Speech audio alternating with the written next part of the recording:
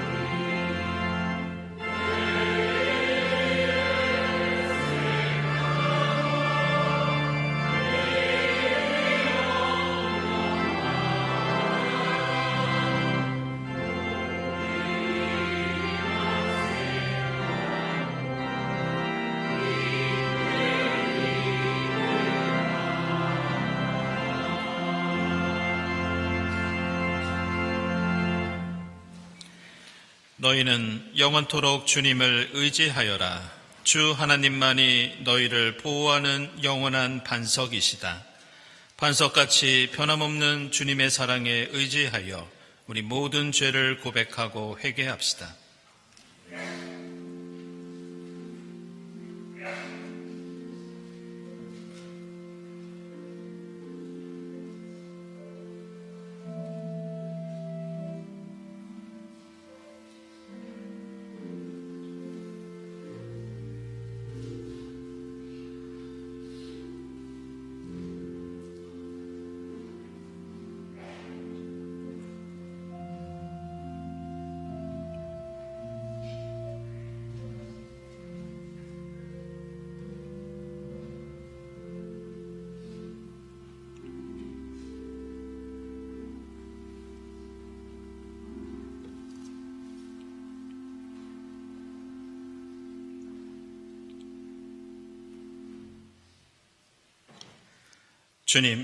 주님께서 죄를 지켜보고 계시면 주님 앞에 누가 감히 맞설 수 있겠습니까? 용서는 주님만이 하실 수 있는 것이므로 우리가 주님만을 경외합니다. 전능하신 주님의 사랑에 의지하여 우리 모든 죄가 용서받았음을 선언합니다.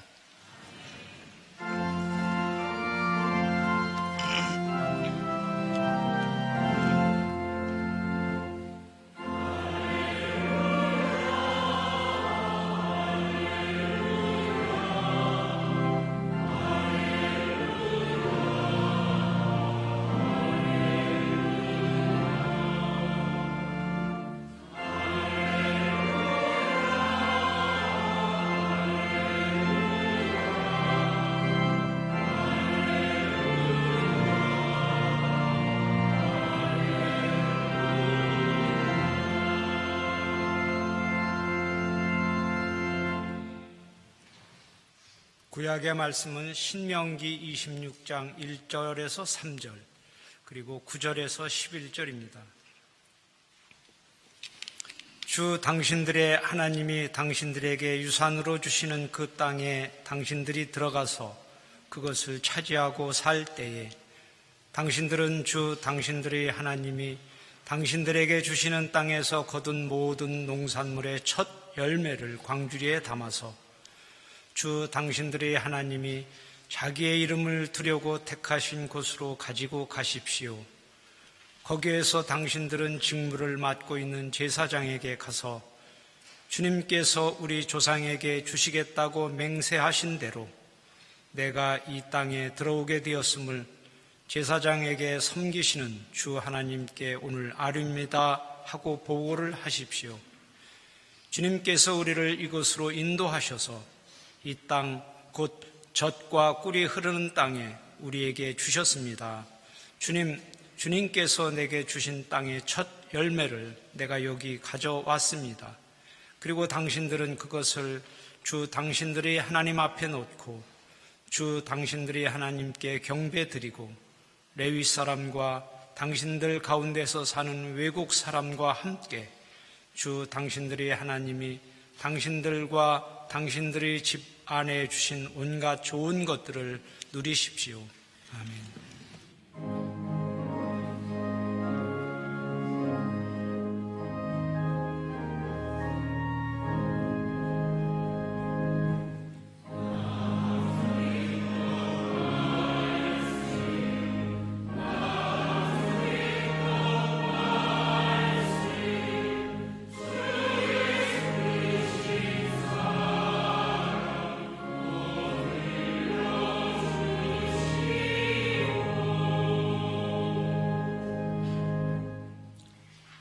서신의 말씀은 빌립보서 4장 4절에서 9절입니다.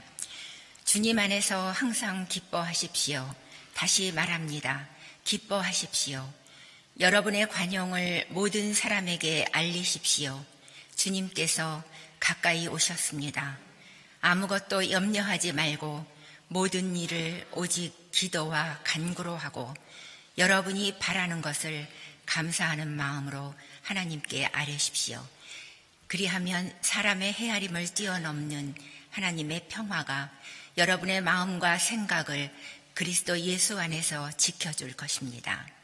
마지막으로 형제 자매 여러분, 무엇이든지 참된 것과 무엇이든지 경건한 것과 무엇이든지 옳은 것과 무엇이든 순결한 것과 무엇이든 사랑스러운 것과 무엇이든지 명예로운 것과 또 덕이 되고 칭찬할 만한 것이면 이 모든 것을 생각하십시오.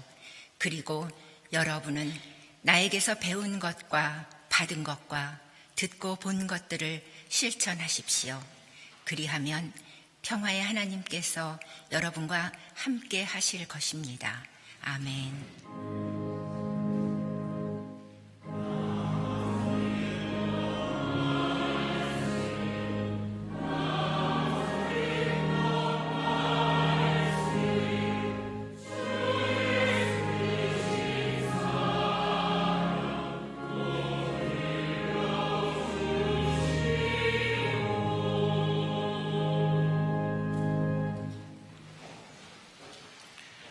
복음의 말씀은 마가복음서 4장 2절부터 8절까지입니다.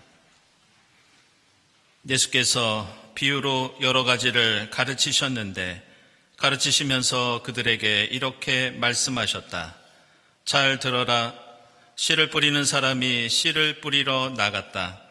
그가 씨를 뿌리는데 덜어는 길가에 떨어지니 새들이 와서 그것을 쪼아 먹었다. 또 덜어는 흙이 많지 않은 돌짝밭에 떨어지니 흙이 깊지 않으므로 싹은 곧 나왔지만 해가 뜨자 타버리고 뿌리가 없어서 말라버렸다. 또 덜어는 가시덤불 속에 떨어지니 가시덤불이 자라 그 기운을 막아버려서 열매를 맺지 못하였다. 그런데 덜어는 좋은 땅에 떨어져서 싹이 나고 자라서 열매를 맺었다. 그리하여 30배, 60배, 100배가 되었다. 아멘.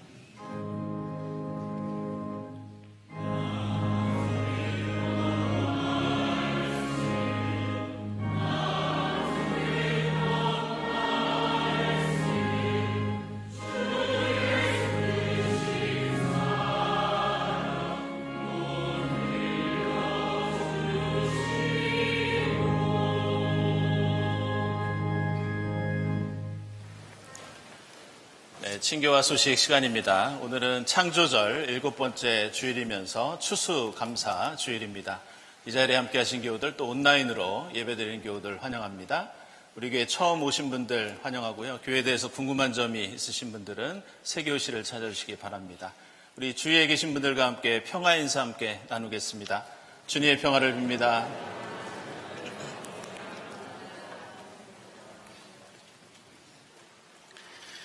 네, 교우 소식입니다. 먼저 출산 소식입니다. 요즘 출산 소식이 좀 잦아서 얼마나 기쁘고 감사한지 모르겠습니다. 우리 강바다 집사님, 김윤진 집사님 셋째 아들을 얻으셨습니다. 축하드립니다. 네, 박수 한번 보내주시죠.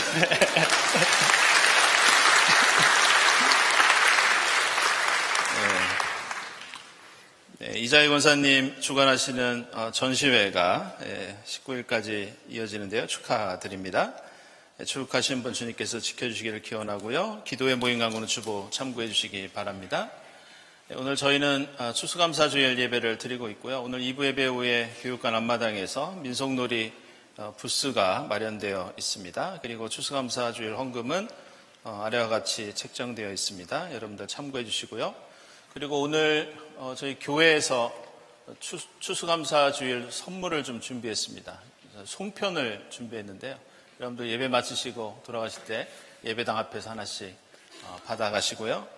그리고 6번 광고를 함께 드리도록 하겠습니다. 이 바자회 광고를 저희가 그동안 여러 번 드렸는데요. 이 바자회의 의미는 예전에도 말씀드렸듯이 우리가 추수감사주일을 우리만 또 기뻐하고 감사하기보다는 좀 지역사회와 함께 하는 추수감사주일이 되자는 의미에서 여러분들이 수고해 주신, 준비해 주신 그런 바자회입니다. 우리 교회에서는 교회학교 비롯해서 국내선교위원회, 생태환경위원회에서 수고해 주셨고요. 그리고 우리 지역사회 함께 있는 서울제일교회, 광희동 주민센터, 그리고 환경교육센터 살림에서도 많은 수고를 해주셨습니다. 여기 가시면은 지도 보시면은 교회에서 5분 거리밖에 되지 않습니다. 거기에서도 음식도 있고 또 특별히 교우들이 기증한 경품도 있습니다. 그래서 여러분들 함께 많은 참여를 부탁을 드립니다.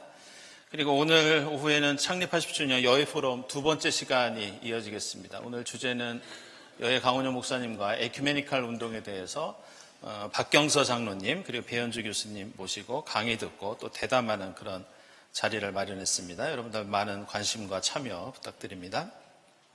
평화위원회 독서 모임 11월 16일에 있는데요. 여러분들 QR코드 통해서 안내받으실 수 있고요. 또 작년에 주관 기념강좌, 80주년 기념강좌입니다. 다음 주일에 우리 강희정 장로님께서 수고해 주시겠습니다. 갤러리 전시작가 모집 중에 있고요. 창조절 목요음악회, 돌아오는 주간에는 이평화 선생님, 서초 바움의 여성합창단 연주가 있겠습니다. 서울로의 정기노회, 화요일에 한일교회에서 목회자들과 우리 세 분 장로님 총대로 참석하시겠습니다. 그리고 여신도의 서울연합회 정기총회 23일에 초원교회에서 있고요. 그리고 지난주일에 우리 박동우 장로님 안내해 주신 이 전자기부금 관련돼서 여러분들 11월까지 마무리해 주시기 부탁드립니다. 구역예배 안내되어 있고요. 또 이제 연말이 다가오면서 저희들 유관기관 연석회의 일정이 나와 있습니다. 참고하시고 참여해 주시기 바랍니다. 다음 주일 예비위원 관련해서 제가 두 가지 말씀드리겠는데 다음 주일에는 저희들이 종교개혁 주일로 지키겠습니다. 근데 보통 저희들이 종교개혁 주일에는 특강이 있었는데요. 올해는 80주년 맞이해서 여러 가지 강의가 있어서 올해는 특강을 쉬도록 할 거고요. 두 번째는 저희들이 당회 결의에 따라서 이 종교개혁 주일에는 앞으로 성경봉도 그리고 예배위원을 우리 청년들이 좀 맡아주기로 그렇게 결의를 했습니다. 그래서 다음 주 성경봉독이 4분 우리 청년들께서 인도해 주시겠습니다. 고맙습니다. 그리고 오늘 저희들 그 성만찬 예식을 치를 텐데요. 우리 교회 처음 오신 분들도 계셔서 제가 간단히 설명을 해드리겠습니다. 성만찬 예식을 할 때는 중앙으로 오셔서 두 손을 포개서 손바닥을 위로 내미시면 제가 성체를 그 손바닥 위에 올려드리면 아멘 하면서 받으시고 손으로 집어서 포도주에 찍어서 드시면 되겠습니다. 그리고 세례를 받지 않은 성인 세례를 받지 않은 어린이들이나 청소년들도 앞으로 오시면 저희가 축복 기도를 따로 해드리도록 이렇게 하겠습니다. 감사헌금 그리고 선한 이웃헌금 하나님께 드립니다. 오늘은 추수감사주의를 맞이해서 공동체가 함께 공동기도 하나님께 드리도록 하겠습니다.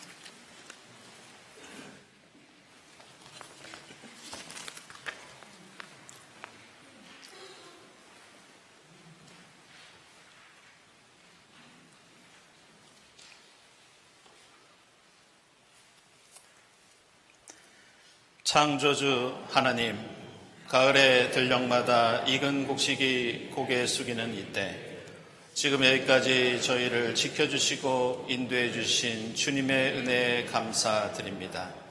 이른 봄 희망의 씨앗을 뿌리게 하시고 한여름 자라나는 줄기와 잎사귀를 통해 생명의 신비를 느끼게 하시며 이 계절 풍성한 열매와 추수의 기쁨을 누리게 하시니 감사합니다. 사랑의 하나님, 지난 한 해 동안 하늘을 바라보며 이 땅에서 땀과 눈물로 수고한 일꾼들을 위로해 주시고 그들의 손길 위에 주님의 평안과 쉼을 허락해 주옵소서. 저희의 마음밭에도 말씀과 믿음의 씨앗이 깊이 뿌리내려 30배, 60배, 100배 하나님 나라 열매를 맺게 하옵소서. 자비하신 하나님, 추수의 풍성함 뒤에 가려진 고통의 이웃들을 기억하게 하소서. 가난과 병, 전쟁과 폭력, 재해로 가족과 삶의 터전을 잃은 이들을 주님의 사랑으로 품게 하시고 저희가 먼저 받은 복을 그들과 기꺼이 나누는 용기와 지혜를 주소서. 생명의 하나님, 일상의 모든 순간이 주님의 은혜임을 깨닫게 하시고 보이지 않는 작은 것들 속에서도 감사의 이유를 찾게 하옵소서. 이 땅의 모든 추수가 주님의 자비에서 비롯된 선물임을 기억하며 그 은혜를 찬양하며 함께 나누고 누리게 하옵소서. 우리의 생명이요 구원이신 예수 그리스도의 이름으로 기도드립니다. 아멘.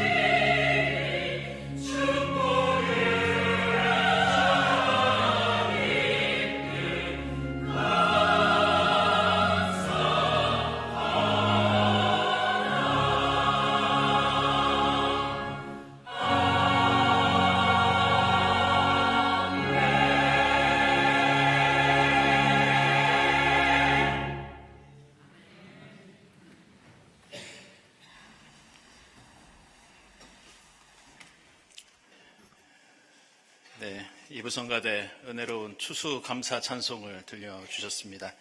정성으로 준비한 찬양 감사드립니다. 우리는 매년 추수감사주의를 맞이하면서 풍성한 결실을 얻게 해주신 하나님께 감사를 드리고 있습니다. 하지만 우리가 살고 있는 이 세상을 바라보면 사실 우리가 열매를 맺고 감사한다는 것이 당연한 일이 아니고 또 얼마나 어려운 일인지 모르겠습니다. 그것은 이 기후변화의 시대에 농사를 짓는 일도 그렇고 이렇게 경쟁과 변화가 심한 사회 속에서 우리가 하는 일이 결코 열매 맺기 쉽지 않다는 것을 우리는 잘 알고 있습니다. 오늘 읽은 이 복음서의 말씀은 우리에게 익숙한 씨 뿌리는 비유입니다.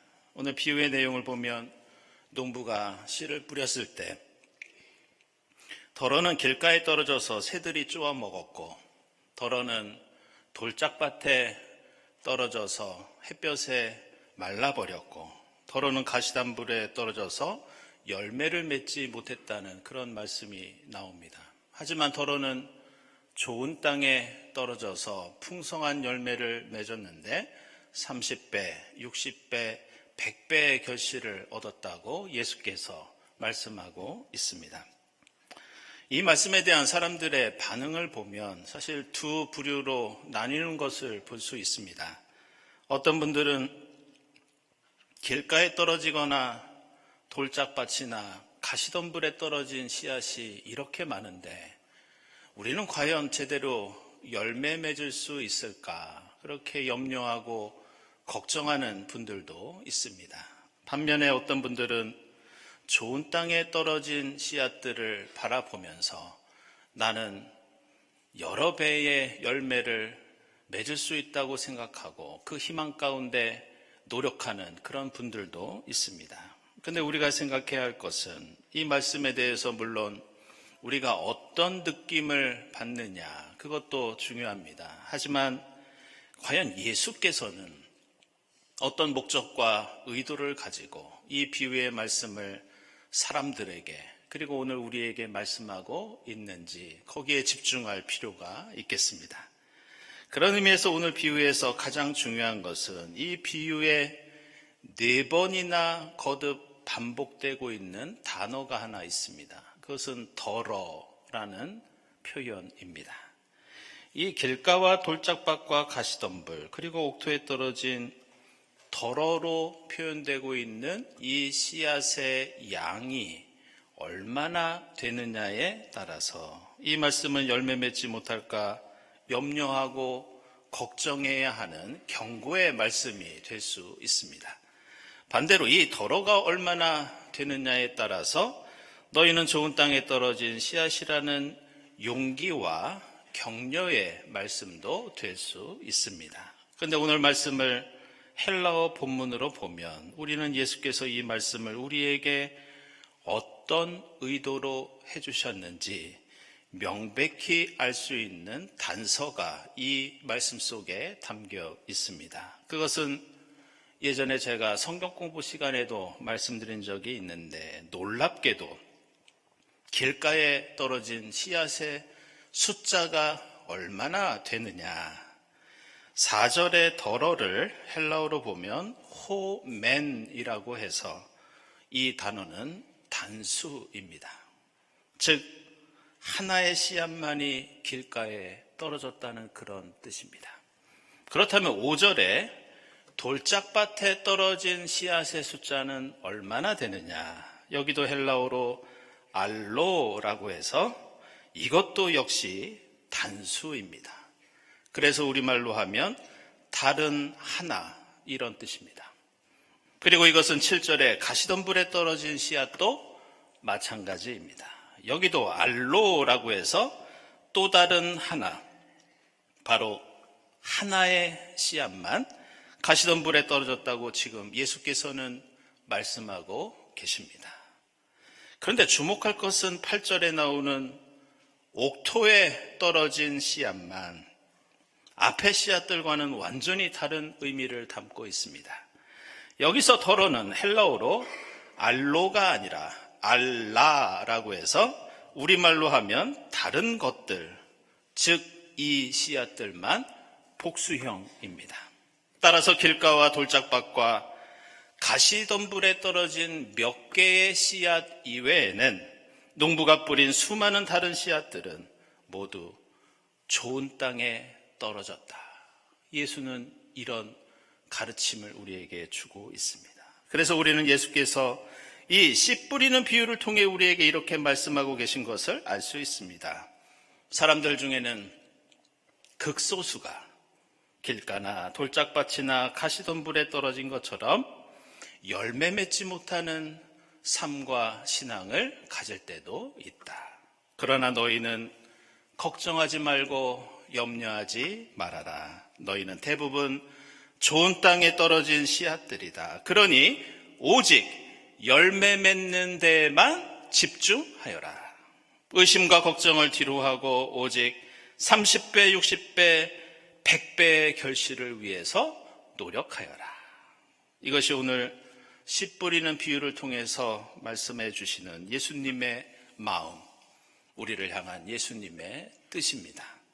그런데 우리는 이러한 특징을 오늘 복음서의 씨 뿌리는 비유뿐만이 아니라 함께 읽은 신명기 말씀에서도 똑같은 특징을 발견할 수 있습니다. 오늘 신명기 26장을 보면 모세가 이스라엘 백성들을 향해서 이제 당신들은 가나안 땅에 들어가면 그곳에서 농사를 짓고 추수를 할 텐데 반드시 처음 거둔 열매를, 처음 거둔 곡식을 하나님께 감사 예물로 드려야 한다고 가르쳐주고 있습니다. 그런데 우리가 생각해야 하는 것은 지금 이스라엘 백성들은 아직 가나안 땅에 발도 들이기 한참 이전이었습니다. 그래서 그들이 가나안 땅에서 농사짓고 열매를 거두고 하나님께 감사 예물을 드리기까지는 사실 많은 시간과 어려움이 기다리고 있었습니다. 먼저 그들은 거친 광야를 더 걸어가야 했고, 이어서 그들은 요단강을 건너가야 했으며, 요단강을 건넌다 하더라도 그들을 기다리고 있는 사람들은 이스라엘의 적들이었습니다. 그리고 농사짓고 추수하는 일도 만만치 않았습니다. 그들이 가나안 땅에 들어가서 정착하는 땅은 대부분 산간 지역이었고, 따라서 농사지을 땅이 거의 없었습니다. 게다가 그 땅은 비가 자주 내리지 않아서 아무리 농사를 지어도 때로는 추수할 것이 없는 그런 척박한 땅이었습니다. 따라서 우리가 농사를 제대로 지을 수 있을지, 열매를 얼마나 맺을 수 있을지 어느 누구도 장담할 수 없는 그런 상황이었습니다. 그런데 오늘 모세는 이스라엘이 앞으로 겪게 될 여러 가지 어려움과 난관에 대해서는 전혀 언급하지 않습니다. 그러면서 너희 하나님의 백성은 무조건 이 어려움을 이겨내고 그 땅에 들어가 열매를 거둘 수 있다고, 마치 그 추수가 이미 일어난 것처럼, 앞으로 정해진 것처럼 기정사실로 이스라엘 백성들에게 말씀하고 있습니다. 그것은 비단 오늘 말씀뿐만이 아니라 이스라엘 백성들이 출애굽을 한 이래로 광야 생활을 하는 동안 하나님께서 말씀해 주신 모든 율법, 모든 약속이 가진 공통된 특징이었습니다. 그래서 출애굽기, 레위기, 민수기, 신명기의 말씀들을 보면 어디서든지 언제든지 이스라엘이 앞으로 가나안 땅에 들어가 농사짓고 풍성한 추수를 거둔다는 것을 전혀 의심하지 않고 있습니다. 출애굽기 13장부터 23장과 34장을 보면 하나님께서는 이스라엘 백성이 가나안 땅에 들어가는 것을 전제로 너희는 그 땅에 들어가 처음 수확한 곡식들, 포도와 올리브, 너희가 처음 얻은 소와 양을 하나님께 감사 예물로 드리라고 말씀하십니다. 이것은 레위기도 마찬가지입니다. 레위기 23장을 보면 가나안 땅에 들어가는 가능성을 논하는 것이 아니라 당연히 너희가 그 땅에 들어갔을 때 어떻게 철기를 지키고 어떤 감사 예물을 드려야 할지 말씀하고 있습니다. 이것은 민수기 15장, 18장, 26장, 28장도 마찬가지입니다. 이 모든 말씀 속에서는 너희는 어떻게 그 땅에 들어갈 수 있는지 염려하거나 걱정하지 않습니다. 의심하지 않습니다. 무조건 들어간다는 믿음을 가지고 오직 열매 맺는 것을 상상하고 소망하면서 어떻게 하나님께 감사하고 얻은 결실을 이웃과 어떻게 기쁨으로 나누고 누릴 수 있는지 여기에만 집중하라고 강조하고 있습니다. 이것은 모세가 세상을 떠나기 전에 마지막으로 가나안 땅을 목전에 두고 이스라엘 백성들을 향해서 마지막 고별 설교를 했던 신명기 전체 말씀의 핵심 중에 핵심이기도 합니다.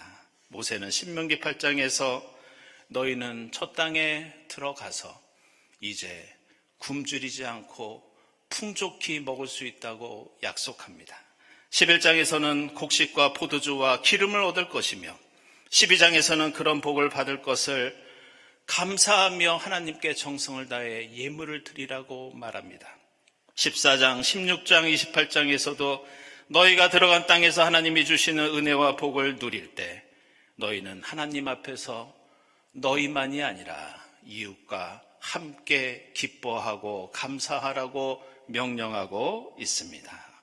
따라서 우리는 이 세상 속에서 광야를 걸어가는 저 이스라엘 백성들처럼 우리가 계획한 대로 일이 되지 않을 때도 있고 뜻하지 않은 고난과 어려움을 우리는 수없이 겪을 때가 있습니다. 그러나 오늘 이 추수감사주일에 함께 나눈 이 말씀은 우리는 결국 요단강을 건너갈 사람이고 가나안 땅에서 씨앗을 뿌리고 열매를 거둘 사람이라는 것을 기억하라고 오늘 우리에게 말씀하고 있습니다. 그래서 오늘 빌립보서에서 사도 바울은 감옥에 갇혀서 온갖 박해와 고통을 당하는 가운데에도 이렇게 말씀하고 있습니다.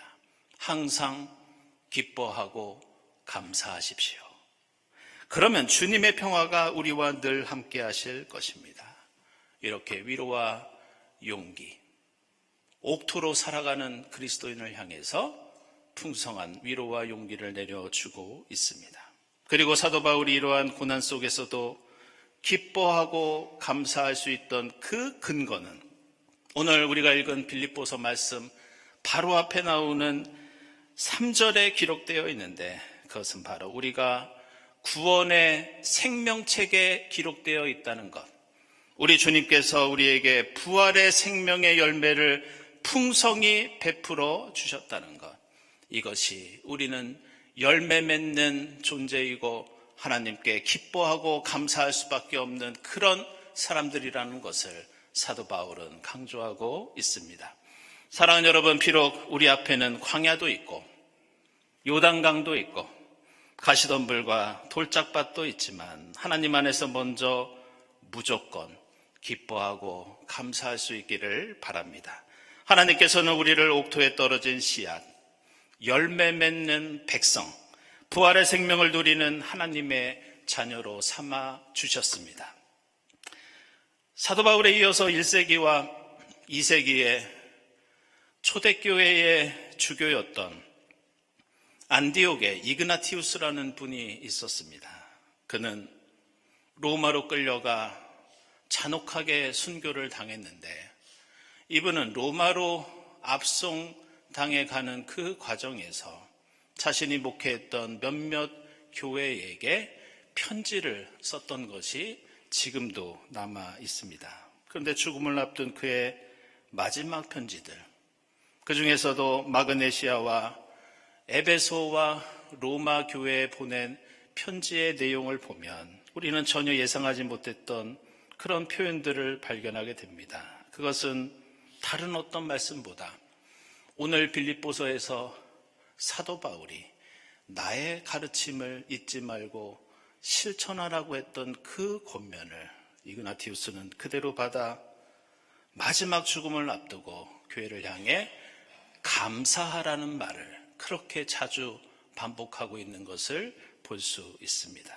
예수를 믿고 알고 함께한다는 감격, 하나님 나라를 위해 헌신하는 우리의 보람과 기쁨, 그리고 어떤 고난 속에서도 결국 부활의 생명을 얻을 수 있다는 우리의 확신, 그것이 고난과 박해 가운데에도 우리가 기뻐하고 감사할 수 있는 그리스도인의 감사의 조건이었습니다. 걱정과 근심이 아니라 옥토에 떨어진 씨앗으로서 부활 생명을 약속받은 주의 백성으로서 하나님께 늘 감사하며 주님 나라를 위해 땀 흘릴 때 우리는 풍성한 하나님 나라의 열매를 맺을 수 있습니다. 추수감사절을 맞이하면서 이 감사와 기쁨 가운데 30배, 60배, 100배의 주님 나라 열매를 꿈꾸고 기뻐하고 감사하는 여러분이 될 수 있기를 주님의 이름으로 축원합니다.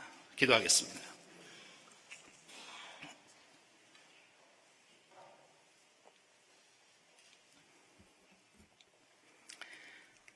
하나님 감사합니다. 올해에도 저희에게 풍성한 추수감사주의를 맞게 해주시니 감사합니다. 저희를 옥토로 삼아주신 주님께 감사하면서 세상 염려와 걱정은 뒤로 하고 오직 열매 맺는 삶과 신앙을 위해 노력하도록 성령께서 도와주시옵소서. 예수 그리스도의 이름으로 기도드리옵나이다. 아멘.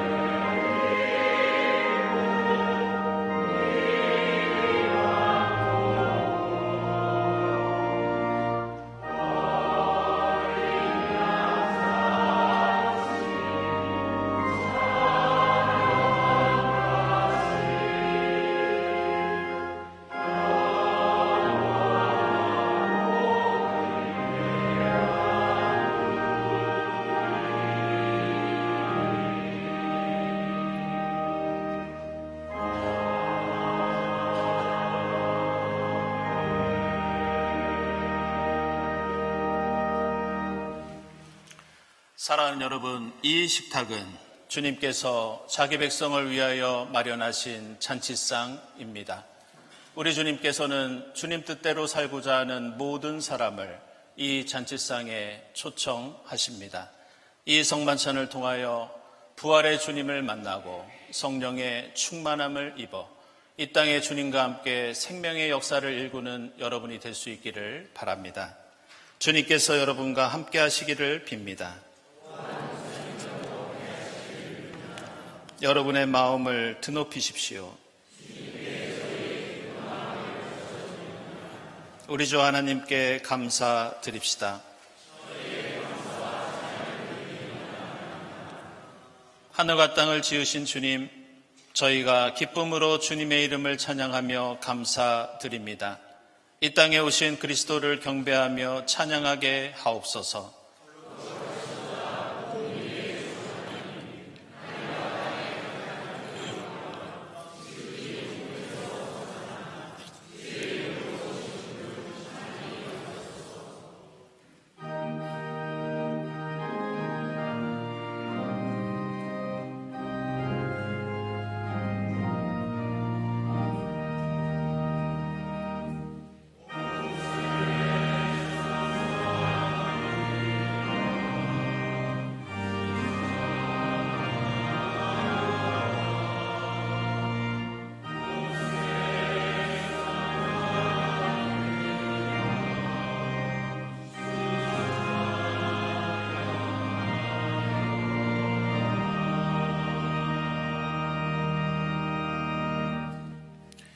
내가 여러분에게 전해준 것은 주님으로부터 전해받은 것입니다.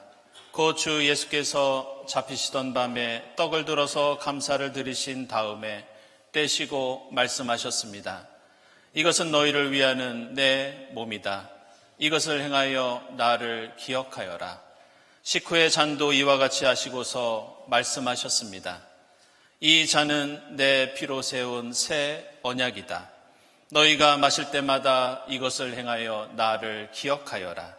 그러므로 여러분이 이 떡을 먹고 이 잔을 마실 때마다 주님의 죽으심을 그가 오실 때까지 선포하는 것입니다. 기도하겠습니다. 하나님, 일찍이 주님께서 약속하셨던 보혜사 성령을 지금 보내주사 이 떡과 잔을 성별케 하옵소서. 성령께서 여기 모인 저희와 임마누엘로 함께하사 이 떡과 포도주로 영원한 생명의 양식이 되게 하시며 이것을 먹고 마심으로써 부활하신 주님의 새 몸을 입어 하나님의 창조 질서를 보존하는 생명의 일꾼이 되게 하옵소서. 예수 그리스도의 이름으로 기도드리옵나이다. 아멘.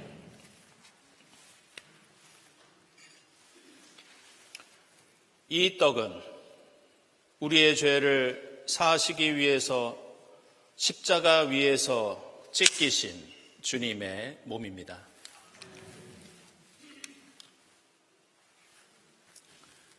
이 잔은 우리를 구원하시기 위해서 십자가 위에서 흘리신 주님의 보혈입니다.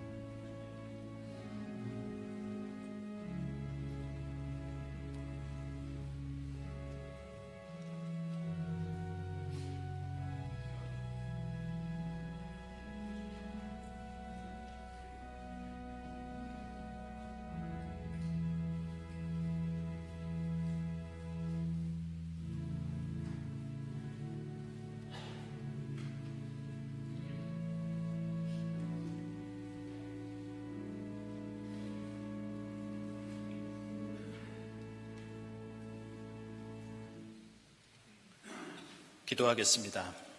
세상 모든 것을 지으신 주님, 저희를 구원하시고 생명의 양식을 주시니 감사합니다. 만물을 늘 새롭게 하시는 주님을 따라 저희도 온 생명을 돌보게 하옵소서. 예수 그리스도의 이름으로 기도드립니다. 아멘.